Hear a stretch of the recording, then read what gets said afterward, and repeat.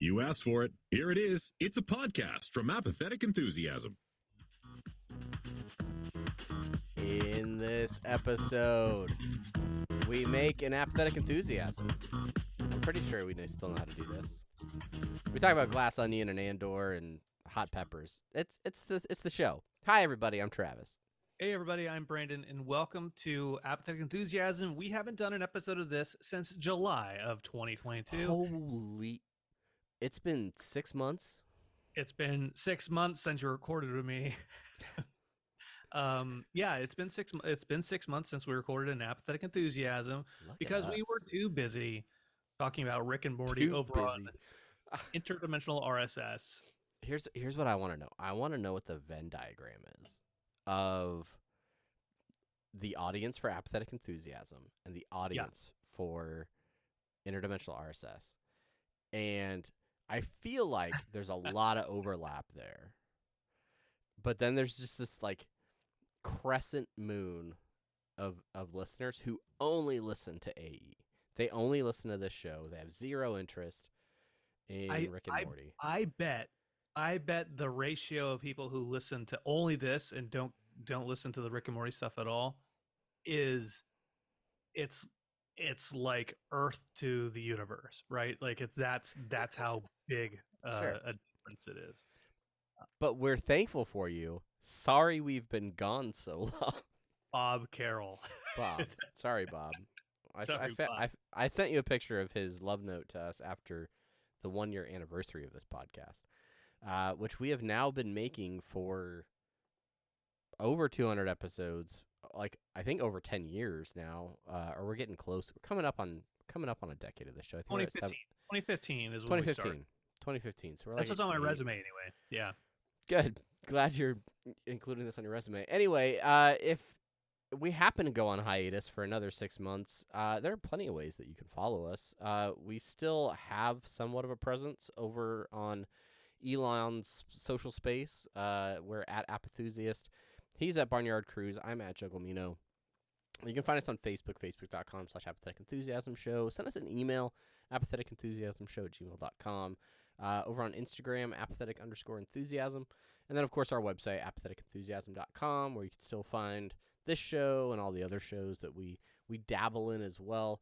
Hello to all of our friends watching live on Twitch, twitch.tv/apatheticenthusiasm. Had a lot of folks join us for interdimensional RSS for some of those episodes, so hopefully you guys come back. Be part of the show. This is a much more loose improvisational feel, as I like belch in the middle of these tags. Anyway, so yeah, be part of the show. We'll include you in the conversation. And then, of course, if you missed the live stream but you still want to catch the video, you can go to youtube.com/apatheticenthusiasm. Catch video versions over there, like, subscribe, do all those fun things.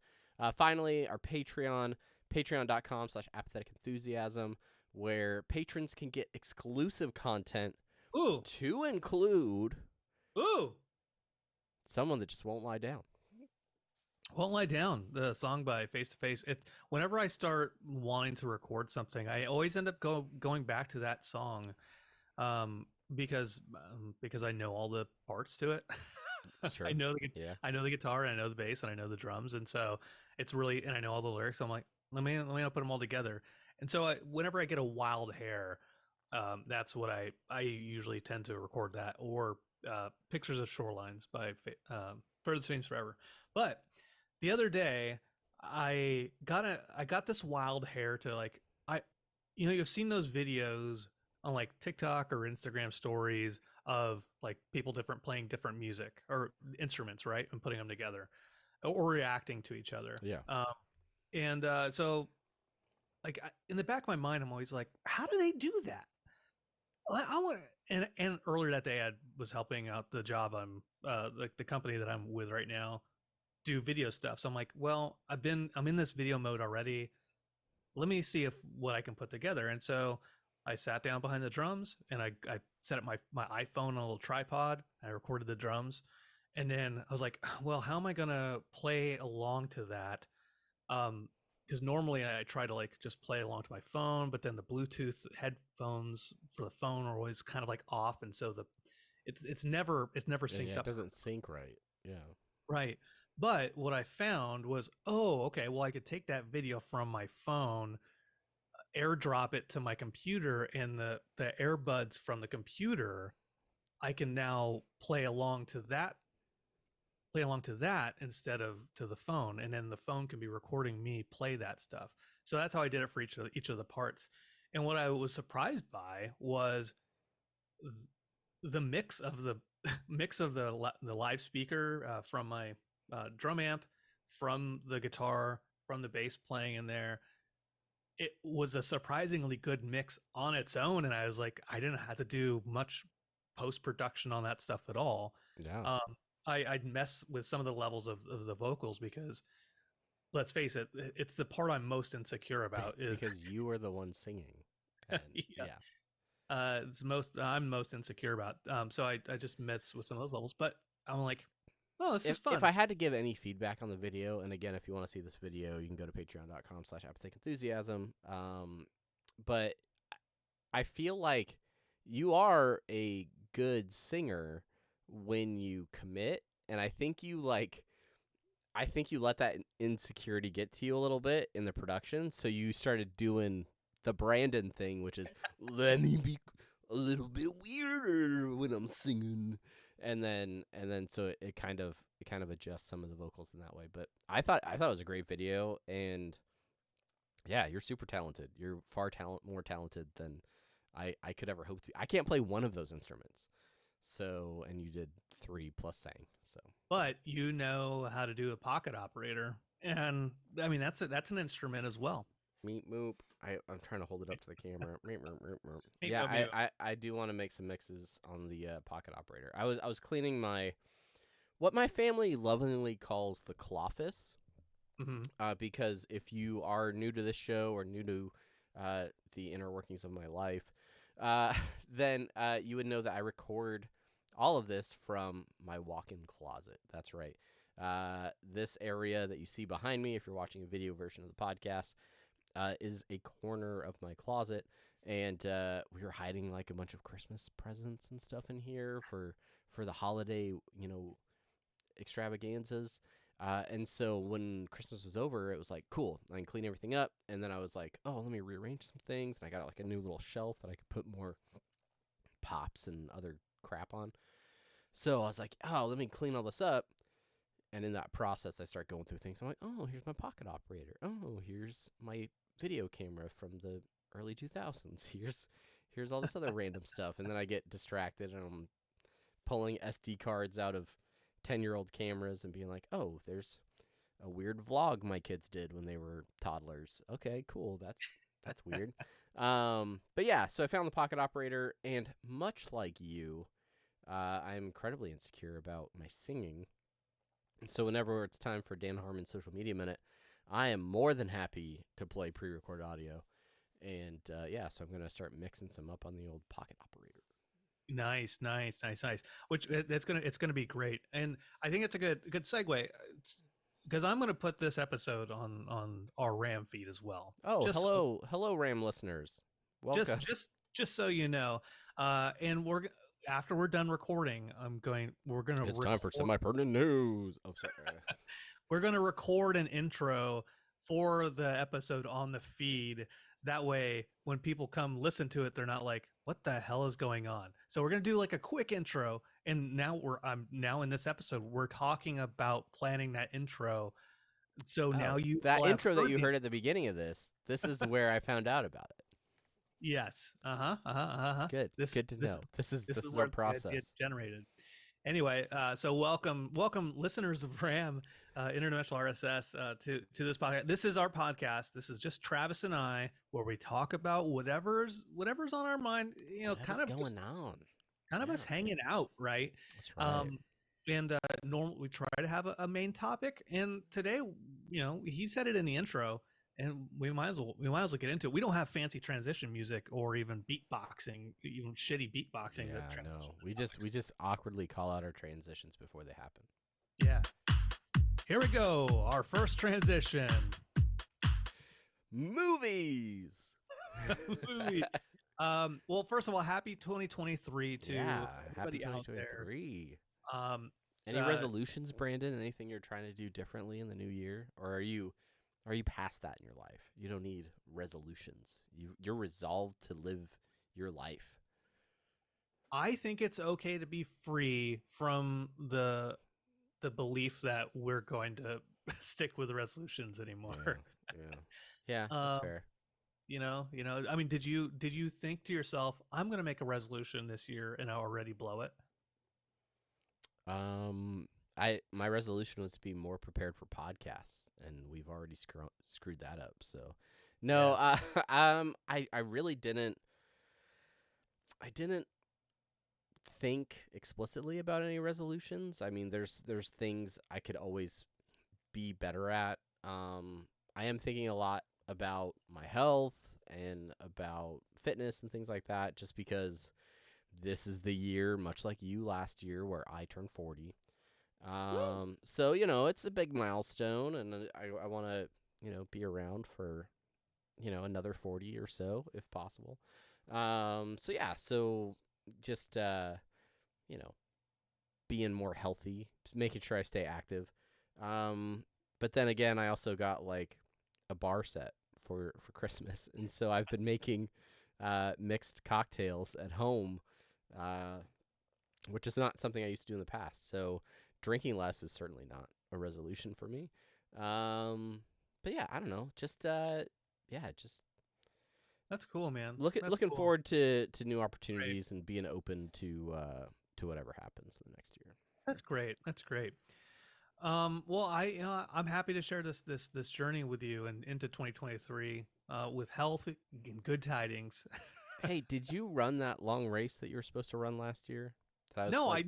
I was supposed to run it, and then I got sick that week, and like I'm just now finally feeling better. Like I went for like a mile run a couple days ago. Yeah. And like finally I did it. And so it's not a resolution, but I do want to continue running and eventually get to that 10 miler that I was supposed to have run. So virtually anyway, I changed it to a virtual run, and I still didn't do that either. Yeah. I would like to put more distance on my shoes for sure. So I slacked off the last half of 2022. So yeah, maybe. Let's do that. Let's run more. A mid 2023 run together. When we hang out. What are we talking? Talking half marathon? What are we talking? Yeah. Well, let's just do a 10 miler. 10 just miler. a 10 mile. 10 miler. 10 miler. 10 Mm-hmm. miles. 10 miles. Let's hold ourselves to it. I still might sign up for a half marathon in April. Oh, I don't know. You're dumb. Yeah, I am. Happy 2023. How did you celebrate? Did you do anything fun? Did you get together with anybody or? Well, no. Well, yes, didn't get with anybody. Hung out at the house with the family. Watched the Twilight Zone marathon. It was as is the cruise way. As is the way. This year, they included 3 episodes of the Jordan Peele reboot that was on Paramount Plus, and they showed it in black and white. They showed those episodes in black and white, which I really, really appreciated. And I'd only watched one episode of the reboot, and that was the one with Kumail Nanjiani in The Comedian. And I never watched any of the other episodes because I just wasn't super interested. But I liked the 3 that we saw in the marathon this year. So that was cool. And then just hung out with the family. Updated my resume. Those things we do on New Year's Eve. The classic New Year's traditions, like updating your resume. Refreshing the profile on LinkedIn. Yeah. Good. Yeah, I hung out with the neighbors. They had a ping pong tournament, which I didn't know was going to be a thing. It was doubles. So me and the old wifey, just walking in off the street. We're like, sure, yeah, pencils in for the tournament. We won the whole thing. I mean, so I feel now obligated, like I have to go back to their house next year for New Year's to like. Did you run it? Where was it? You Did I run the was- tournament? No, no, Yeah, it I wasn't even mean, my. No, I. no. I'm not saying did you run it. I'm saying like did you run the table and did Sheena just sit over to the side where you did No, everything? Sheena was clutch in some key situations. Okay. Yeah. All right. Yeah. I mean Yeah. that's what I was really wondering there. No, no. But there was a point where one of the games was getting very close to the end, and my face like went from we're having a good time to like, okay, we're winning this ping pong game. Like the competitive side of Travis came out, which I don't love. That like we're all having fun, and then I didn't like yell at anybody. Like I didn't get like enraged or anything. Cross But the line. Doesn't count. Cross the line. this isn't federal ping pong regulations. What's going on here? No, it was all in good fun. But yeah, I'm just saying now I feel obligated to defend the title next New Year's. So I don't know. I guess we'll see how plans change in the next 300 something days. There was something going into the new year that we're all pretty excited about, and this is a segue to an actual point of the episode, which is Glass Onion, the Ryan Johnson sequel to Knives Out. Not a Knives Out mystery, which he doesn't like that Glass Onion, a Knives Out mystery either. But it was out in theaters for a month or so, and Yeah. I wanted to go see it, and then I was like, oh, it's coming to Netflix. Was it on like the 30th or like 31st, something like that, like not too long ago. And so I was excited about that. I wanted to see it, and then it came to home, and I didn't have to go anywhere to do it. So I watched it. You watched it yesterday. And yeah, I wanted to talk a little bit about that because I know you love a good murder mystery and heist. I do. I like the original Knives Out. I thought it was interesting. Doing almost like a spiritual sequel, right? Or it had some an overlapping character. But I like like a good ensemble heist mystery type show or movie. So yeah, so I was interested in seeing it, not interested enough to go and see it in the theaters. But yeah, I was excited when it did finally hit Netflix streaming, and fired it up. Watched it with my eldest and my wife, and one thing I noticed right off the bat is my oldest child is not used to watching those types of movies with me, because she was asking all these questions, and I was like, let's watch the movie and see if it tells us the answers. Oh man, oh, I hate that. Yeah. So that was a cool learning experience. But yeah, no, I thought the movie was good. I thought the cast was great. Sheena didn't really know what to expect going into it. So as they're introducing all of the main characters, just like one after the other, she's just like, oh, like every time they introduce a new person. So obviously, Catherine Hahn, one of the first that we see, who she knows as Agatha from WandaVision. And then I think we see like Kate Hudson. Who else is in there? Obviously Dave Bautista. Oh, and Leslie Odom Jr., who you never actually watched Hamilton, right? No, I watched it. Okay. I know he was. He was Aaron Burr. Aaron Burr, yeah. Yeah. My oldest was obsessed with Hamilton when it was at the peak of its popularity. Uh-huh. And excuse me, it took her about half the movie to realize that was Leslie Odom Jr.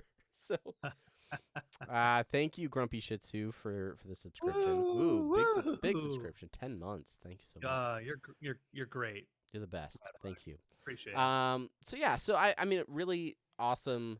Rounding out the cast, obviously Edward Norton, who has been a favorite actor of mine for for years and years and years. Daniel Craig as what is it? Benoit Blanc. Benoit Blanc. Yeah, that's right. And then Janelle Monáe, as we turns out to be a couple of characters as we find out. I'm dropping spoilers. But yeah, no, I thought it was really good. I liked the tone of it. I like a movie that requires me to pay attention so that I can be looking for clues and things like that. I don't know. What did you think about it? Oh, what did I think about it? I liked it a lot. You mentioned like spiritual sequel. Like it's like the Pink Panther and A Shot in the Dark, which like Pink Panther. I used to say A Shot in the Dark is it's basically a Pink Panther movie. Like it's a Pink Panther sequel, which I get called out like, but it's not a Pink Panther movie because the Pink Panther diamond isn't even a part of it. Like, yeah, but Clouseau's in it. Yeah, but Pink Panther's not in it. Pink Panther movies are their own movies. Anyways, that's a whole thing. But so Shot in the Dark and Pink Panther, they're sequels to each other, but using the character of Clouseau to time. So same thing with like this, or say like Death on the Nile or Murder on the Orient Express with Poirot. Where it's the detective and he's solving a new murder. Same thing with Knives Out and Glass Onion. It's Blanc, he's doing all that stuff. So after seeing Knives Out, it was coming off like the heels of The Last Jedi. I had never seen Brick. I'd seen something Rian Johnson. Maybe he did Looper. I think he did Looper with Bruce Willis and the three named dude, Joseph Gordon-Levitt. Joseph Gordon-Levitt. So you know the trivia about Joseph Gordon-Levitt, right? With Rian Johnson movies. He's in all the Rian Johnson movies. His voice is featured in every one of his movies. Yeah. In some way, shape, or form. In some way. To include this. Anyway. Do you know what his voice was in this movie? Yeah, it was like the. Yeah, I know what it was. I can't. My brain's not right there thinking about that right now. It's the gong. Yes, thank you. Okay, cool. You're welcome. All right. Back to your train of coming thought. off of The Last Jedi. Okay, like here's a Rian Johnson movie. Let's go ahead and check it out. And I really liked it. And then I'm like, okay, this is very, very good. And I saw a Vanity Fair like YouTube thing where he's breaking down a scene of Knives Out just as a director. And he's just so super, he's very knowledgeable. He's like explaining it. He's like, here's the eye line. Here's the levels of power. I wanted a light coming in from this angle to do this. And he breaks down the opening scene, one of the opening scenes of Glass Onion as well, because he did a sequel to that Vanity Fair video. It very competently made movies. They're very, very, very good. Yeah. And I like in this one, the whole plot is Edward Norton is a tech billionaire, and he's inviting all his douchey friends, as Rian Johnson says, like to his private island. Blanc ends up going. Is invited as well, so he goes to the island as well. And the whole thing is Edward Norton wants to do a murder mystery where he's the one who gets killed. And so how this all plays out, I thought was very, very good, because Blanc is not the protagonist in the first movie. It's the assistant. So changing the perspective to be from his side was an interesting choice. And then what happens in the middle of the movie, where a perspective kind of shifts as well, also is a pretty cool technique. Anyways, what I loved about it is who the killer ends up being. I thought it was cool because it was the whole purpose of the movie, The Glass Onion, right? Which is like the Glass Onion it's supposed to be very, very layered, like an onion. There's layers. There's so many different aspects of it, but you can see right through it. You can see the center of the mystery. So yeah, I love the way it was resolved in that way. Yeah, I thought it was really good, and I think it subverts your expectations a couple of times. And some of the biggest mysteries, as they are solved in the movie, they aren't necessarily solved in a conventional way or the way that you would expect them to be, which I found really interesting. And I thought the overall resolution of the movie and the outcome for the characters, it sat well with me. So ultimately, I really enjoyed the movie and thought it was really good.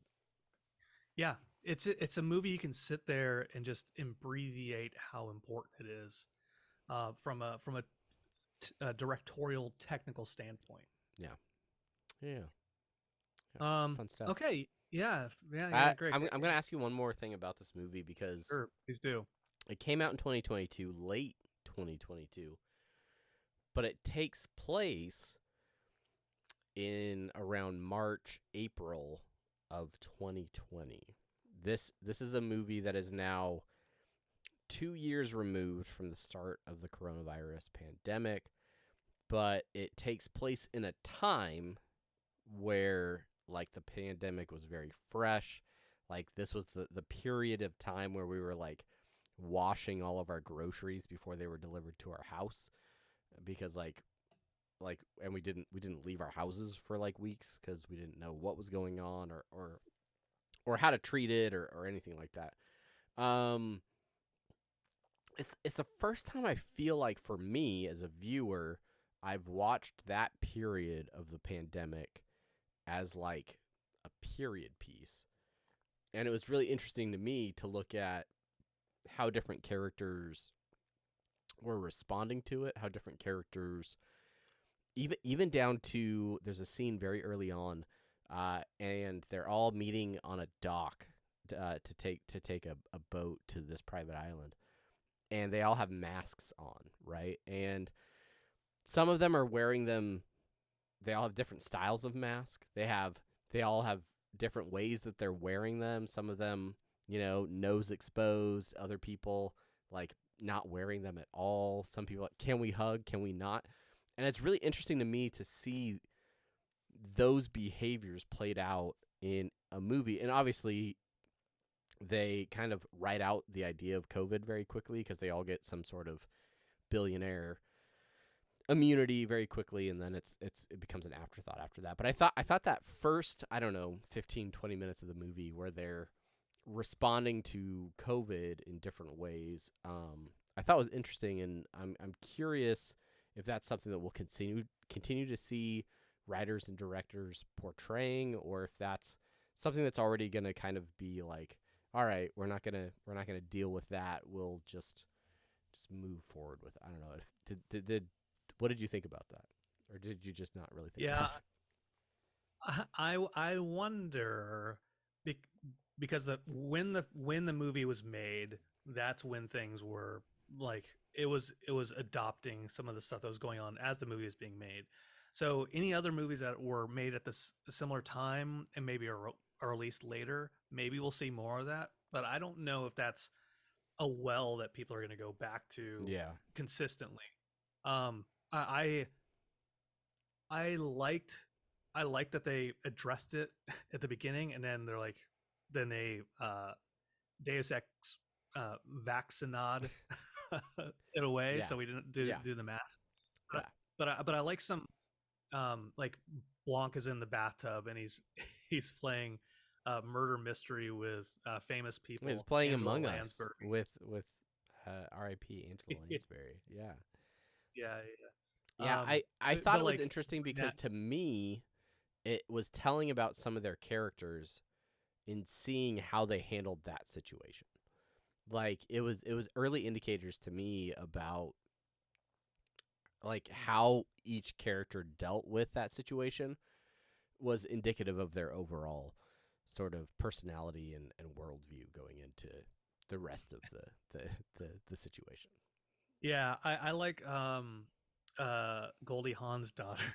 That's what Yeah, Kate yeah, Kate Hudson. Kate Hudson, Uh, thank you. um, I didn't realize it when I until like at the very very last minute when like they're introducing her character and there's a party going on it, and I don't maybe I didn't realize that there was a lot of pandemic kind of related stuff yet with it Hmm. until like she stood up and then in the background of the party there's a TV and it's talking about like COVID deaths and I was like, Yeah. oh, hey, that's good.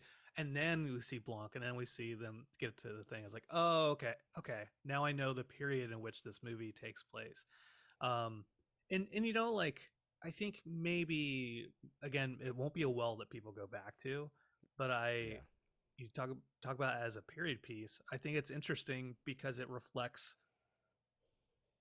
maybe in like 20 years, like people might go back to this movie and be like, this reflects the time it was made and the Yeah. people who were around at that time that it was made.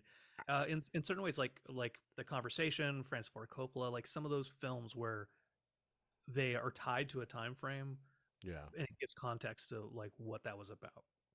I can see another shoot. I'm sure Hollywood is already workshopping it. But in the next couple of years, maybe give it another 3 years where we see like a major motion picture effort that sort of encapsulates 2020 and the pandemic as a dramatic retelling of it instead of, I don't know. I think people are going to pull from that for a long time. I think a lot of movies, I don't think like all movies are going to be like referencing it, but because obviously a lot do not even now. But I think there's going to be people that try to make the next outbreak, but with a COVID narrative. The thing that I worry about this. So every night I go to sleep and I'm like, oh man, Toss and turn thinking about it. is I talked about the Twilight Zone, the Twilight Zone remake. And although I liked the 3 episodes that they showed, like there was one of them was where John Cho is like this pollster and he helps people get elected, and he sees this 11-year-old on TV talking about like wanting to give video games to everybody and like why can't the world be a better place. So he gets this wild idea to like try to make this kid become president using his mom as a proxy, right? Because he's not old enough. Yeah. Uh, but anyways, so then things happen and then he starts to act like a kid, a spoiled kid in the White House. And then it ends up being feeling like a ham-fisted, very like on the nose analogy about the people that run politics, and especially in this time frame like 2019. Sure. Um, so my I worry about people going and using aspects of the pandemic into things that are like just so on the nose and so ham-fisted Yeah. that it kind of minimizes it or just makes it a joke or gives maybe ammunition to people who are like, ugh, still talking about it, Yeah. even though like Yeah. 10,000 people a day are dying. Unfortunately, we still haven't gotten past a point where it's not something we still have to think about on a regular basis without having movies and things to remind us. But I think about other major events in our lifetime in the United States, like 9/11, right? Where that was such a pivotal point in history for our country within our lifespan. And what was it? Was it 8 years before they were like, all right, we're making movies about this now. Like We're doing it. We're doing it now. and we're releasing like 3 of them in the same summer for some reason. Like it was weird how that worked out. Yeah, I think the difference though is 8 years past that event.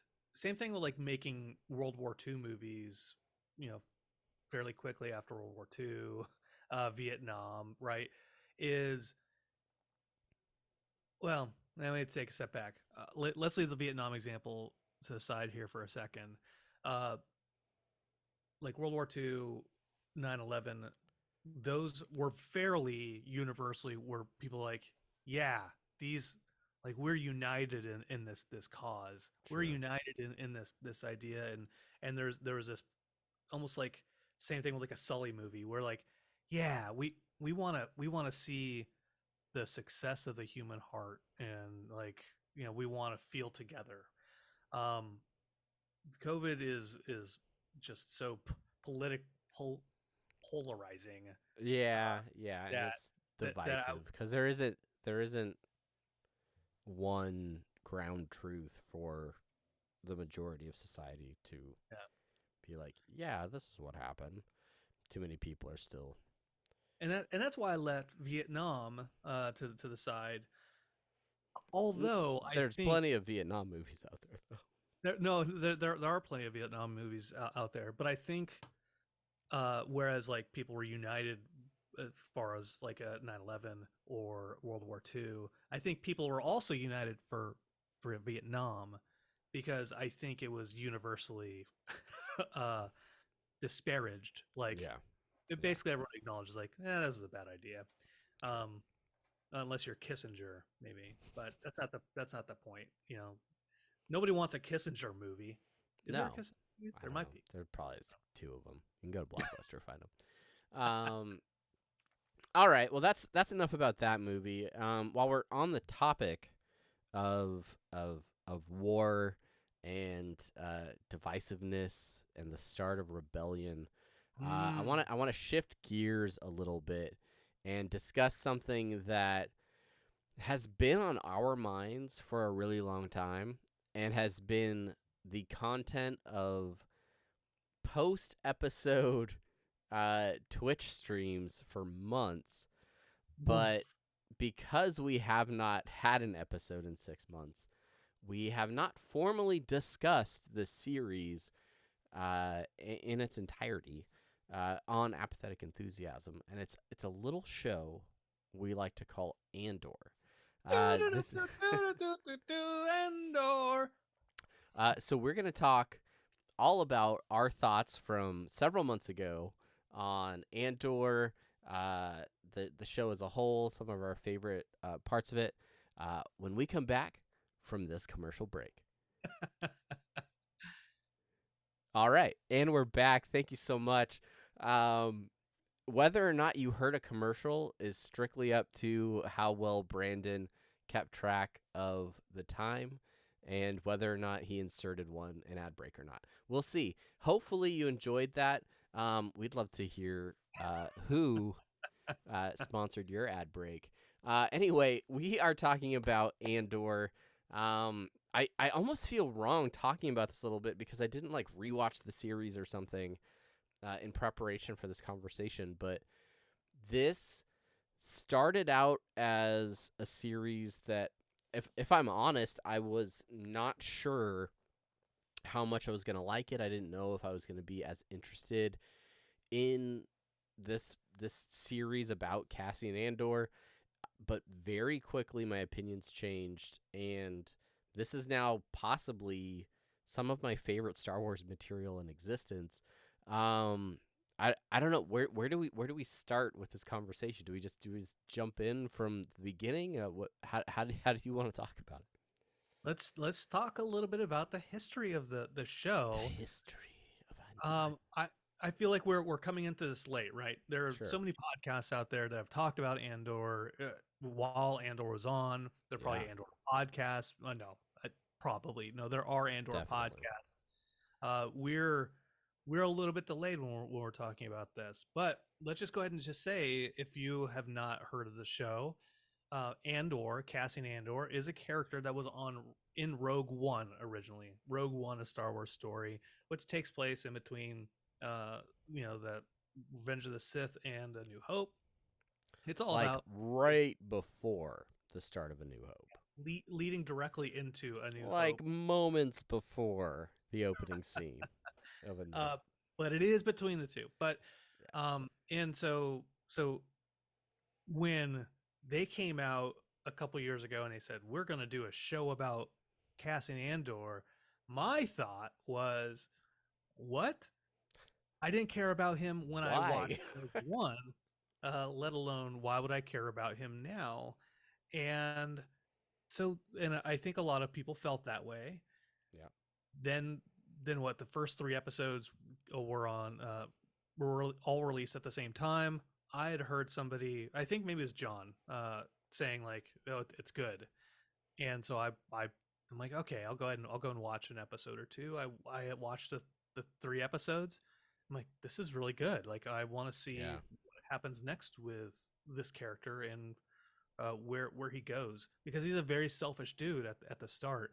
And in Rogue One, although he is selfish, he is a little bit more selfless, um, and more hopeful as Yeah. a rebel. Yeah.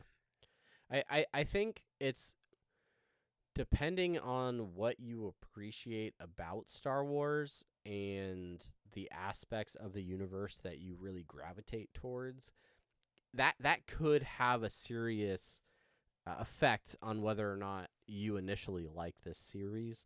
If you are a huge Jedi space wizards type fan, and the best thing for you in a Star Wars, I don't know, movie show is some lightsaber battles and exploration about the Force and things like that, Andor's not going to scratch that itch for you. If you love crazy, droids and space aliens and seeing all kinds of cool like effects with different types of races and all this different stuff, like, yeah, that's probably not going to be something that you find very quickly or much at all in Andor.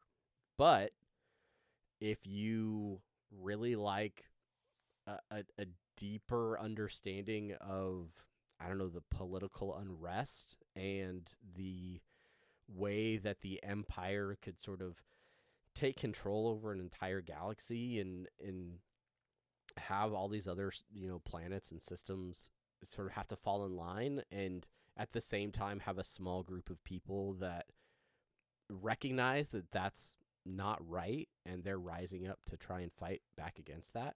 If that idea of the rebellion and all of those things that are really core to the original trilogy, if that's something that you love about the series, then, like, for me, that is what really brought me into the show was seeing the, I don't want to say initial sparks, but really like that very early on. And it's something you always wrestle with, right? Like, yeah, let's support the rebellion, the rebels, but like, are they terrorists? Like, how how do you draw the line on that? And there's definitely some story arcs in Andor where you're like, yeah, they're kind of rising up and fighting against the establishment, and there are consequences for doing that, for sure. Yeah, in the costs within, uh, establishing that type of thing, and the risks that are involved with that, and the calculated risks, and the things you Yeah. kind of be like, you know what, gonna let these people die because uh, we've come too far, and if we don't let them die, then the bad guys are gonna know exactly what's going on. Yeah. So that type of stuff, and like, how do you put a price on the heads of people with lives? But anyway, it so it ends up being a much more mature way of looking at the universe, right? Sure. It's what I liked about reading the novelization of not the novelizations, just the novels of Star Wars. Like, it would get into more nitty gritty stuff. It would go deeper into like intrigue. Uh, I loved the original trilogy. I enjoyed parts of the the prequel. I enjoyed the sequel trilogy. Yeah. I know I'm that's not necessarily the most popular place to be, but You know like, what's funny about that? And put a pin in what you're thinking, but over time, my appreciation of the prequel trilogy has gone up. Which, like, when they first came out, I was like, these are trash. These are not good Star Wars movies. And I don't know if it's my watching of most of the Clone Wars animated series, not to mention Obi-Wan, which I don't know if we talked about on this show because it's been so long, but that time period I appreciate a lot more, and I appreciate what George Lucas was trying to do, even if I didn't love his execution at the time. I can go back and appreciate that more because of the story that he was trying to tell. And to a degree, the same thing for the sequels, but yeah. I think I agree with you.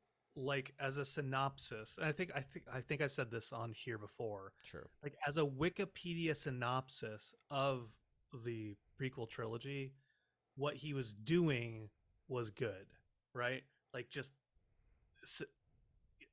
made it concise, made it like concentrated, like orange juice, like put it together. That is good. That is some good OJ.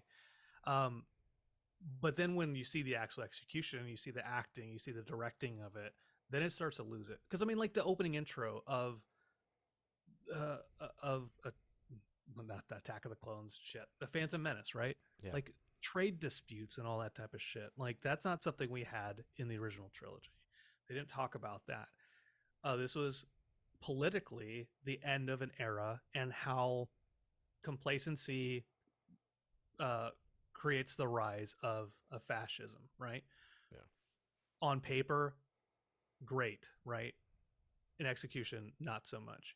And so I think that's why here with Andor and with Rogue One to a certain extent, because it's also written by Gilroy, like it gets closer to that, closer to like the spirit of what Lucas was going for in the prequel trilogy. Yeah. Anyway. I like it a lot. I don't need space lasers and lightsabers all over the time. It's good as a kid. You talked about trade disputes and things like that, and how that sort of feels stale or not as intriguing, especially to a younger audience. It's one of the things I find most confusing about the Clone Wars animated series is like this show is marketed for kids as like a Star Wars animated series. And there are entire episodes where like they don't fight any droids and they just like have a dispute with the banking colony and they have to deal with senators and all this. And I'm just like, this is a kid's show? Like what's going on here? But you fast forward past that into a time where the Empire has really gotten a foothold.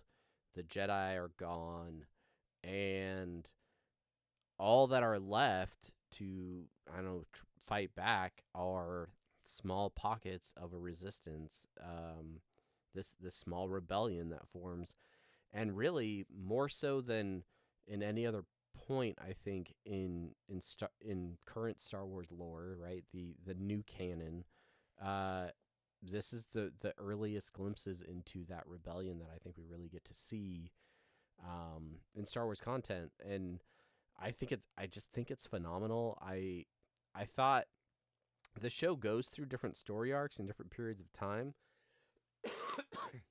and each one really gives you not just a glimpse of what it took for that rebellion to really take, like to emerge and to bring people into the cause, but like 5 Long Years says in the chat, it highlights the downside of the Empire when you have such a huge bureaucratic system that is trying to maintain control over not just a planet, but planets and star systems and galaxies and all of these different groups and types of people, and the amount of red tape and bureaucracy that actually gets in their own way and prevents them from being effective.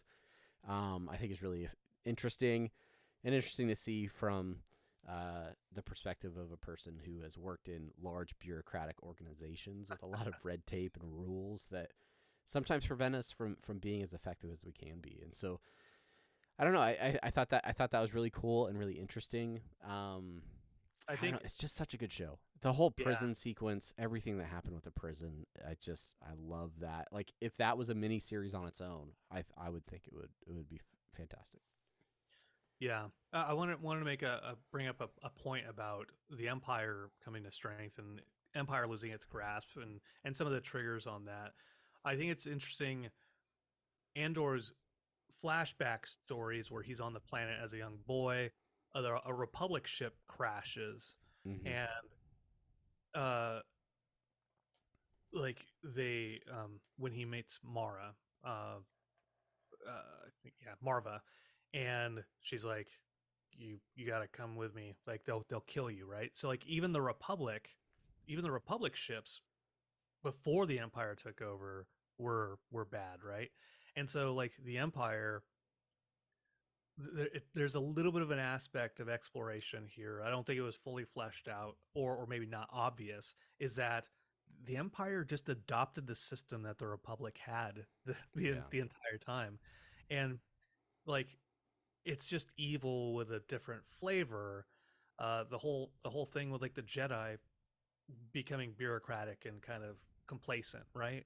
Like that was peacekeeping and uh you know whatever diplomatic escorts, right? That's Yeah. how they were. Because I mean, even uh what's her face, Mon Mothma, right? Like she's a senator and she is fighting the power that is, and all of those elected officials throughout the galaxy, they were there before the Empire. Yeah, a lot of senators that were there before and are still there serving after. Even you look at like oh, what's his name? Uh, the Senator Amidala. No, Oh, not oh, Amidala. That Jar Jar. adopted Organa. Um, Yeah, yeah, Bail Organa. Yeah, Bail Organa. Yeah, like he's still working in the Senate, like for years and years after, Palpatine takes over and stuff. So it's I don't know. But that's how they knew to try and like deal with things. I guess I don't know. yeah. Well, it is a good show. Looking forward to the second season. That's when we'll meet Alan Tudyk's robot character, and just see how it ends. See how Luthen's speech, Stellan Skarsgård, like his speech about like what have I given up? Like such a good abbreviated explanation of like Yeah. this is the cost of rebellion for some folks. I um we talk about we're getting into 2023. That also means award seasons are starting to gear up in terms of like Golden Globes and Emmys and Oscars and all of those things. I I'm really curious if this show gets any love on any of the major TV awards, whether that be Emmy awards. There's so many outstanding performances. Andy Serkis, like we talked about it for weeks in post show uh, Twitch chats and things like that. Sarsgaard again, even Diego Luna as the Cassian Andor. Like I mean, there's so many great performances down to like supporting characters. So I would love to see this show get a little bit of love this award season. Don't know I, if it'll happen, but I'm really hopeful. one last thing about Diego Luna in Andor's character. Again, we didn't care about this character enough to want a series with him. But his growth I think is so cool, and I think him as a leader, like I don't have a better example of a character in media that shows the importance of influence Yeah, in knowing not to always do things on your own, but to get the people that are best suited for something to do it. And like how much of a skill that is. It's a soft skill, and it's hard to like describe it without becoming ham-fisted and direct and then telling and not showing. But there are like certain moments in the series where, like, for example, the Andy Serkis moment where he's like, it's not me, it needs to be you. Like you need to be the one to motivate these folks because they look up to you. Like having that presence of mind to to put the power and to motivate and to influence. It's really cool. It's really cool. Anyways, great show. Great. Go check it out. Disney Plus. It's going to win a bunch of awards on this podcast anyway. Yeah. So it better. Okay, we're gonna wrap the show here in just a minute. But speaking of Star Wars content, did you watch the what was it, Tales of the Jedi on Disney Plus? It was short. It was animated. It was just little vignettes of the Jedi. I watched a couple episodes of it. I was interested in just a few, one or two of them. I liked the one with Waddle or Yaddle. Yaddle, yeah. Mm-hmm. With the female Yoda, which we never ever see again, but we get to see her fate in that, and so I wanted to know what happened to Yaddle. Yeah, I realized that Ahsoka probably doesn't have a lot of like you probably don't have much of an attachment to that character just because you haven't watched the animated series. But I did like that one episode with her and her clone friend. Yeah.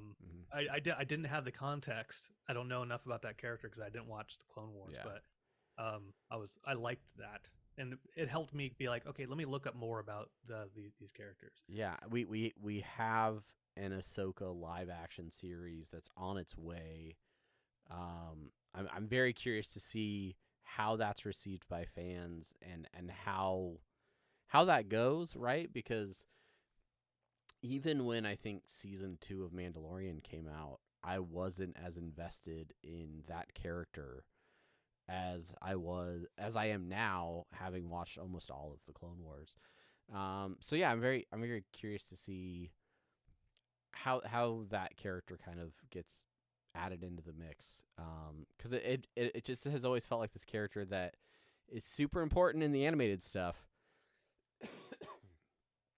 but any live action, she's suddenly gone or nobody talks about her.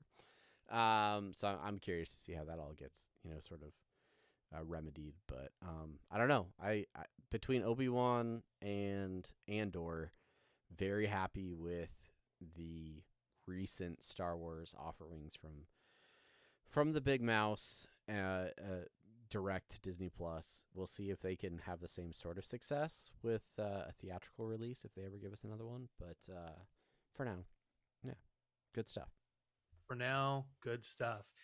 And for now, that has been our episode of a new episode of Apathetic Enthusiasm.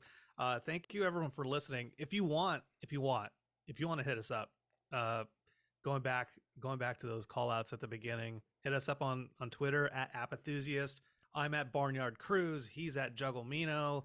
You can hit us up there. Shoot us comments, or when I post an image of this over on Twitter, you can comment on it too. It doesn't matter. Yeah, and head over to iTunes, Apple Podcasts, whatever. Leave a review. You can if you want. You don't have to. It's fine. But if you stuck with it, if you're an Interdimensional RSS listener, you listened to this and you stuck with it and you liked it, I'm surprised because we rambled on a lot, but you're the best. And stay tuned. If you want us to maybe a show, you want us to cover something, let us know. We're game. We are game.